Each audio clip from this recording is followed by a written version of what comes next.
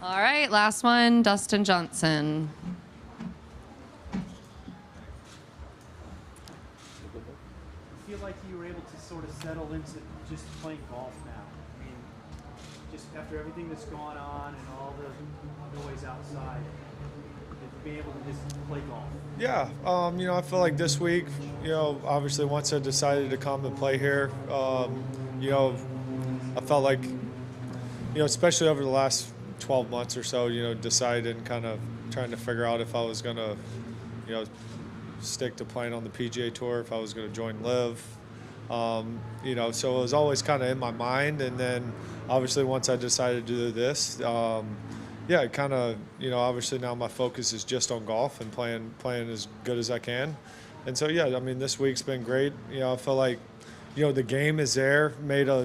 Just made too many mistakes the last 2 days. That's cost me, you know, quite a few shots, or I'd, you know, be up there right around the lead. But, you know, obviously if the conditions stay the same, you know, I feel like I'm playing well enough where I can go out and shoot a really good score and maybe, you know, try to challenge Charles a little bit. Where do you think your game is right now in relation to the U.S. Open next week? Yeah, I mean, I feel like I'm doing everything well. Obviously, this course demands, you know, quality golf shots, you know, especially off the tee. You got to hit a bunch of, you know, a lot of different clubs, and you got to hit some, you know, the fairways are quite narrow, and, you know, it's quite penal if you miss the fairway. So, you know, as you can tell with the scores, they're not, you know, other than Charles, who's playing really good, and but, you know, it's really penal if you miss shots. So I think it's a good prep, you know, going into next week, because obviously, like all U.S. Opens, you're going to have to drive it well. And, you know, that's kind of, you know, first and foremost the key, you know, at U.S. Open venues. If you can put it in the fairway, then, you know, you're going to play well.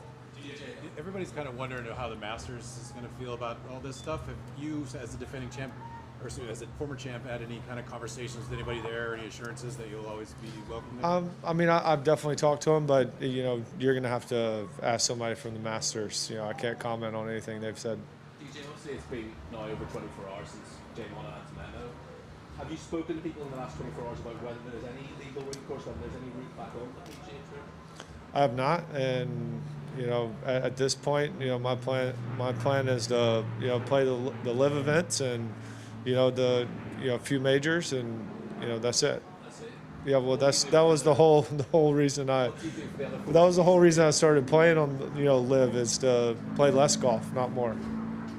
So you do that the 40 weeks of the year, just fish? I can do whatever I want to. Yeah. How does a 54-hole event, how does it feel different going into the last day? You played in one big event for big money before, but what's the feel going into tomorrow? No, I mean, it doesn't feel any different, you know, than 4-round events, other than, you know, you just have 18 more holes of golf to play. But, you know, you know, teeing it up that, you know, you're playing 54 holes, and so, you know, I like it. It's less wear and tear on the body, and, you know, I feel great going into tomorrow, and, you know, really looking forward to it. Last question. Phil said he's going to play every event this year, every event next year, committing to multiple years. Have you committed to multiple years? I have.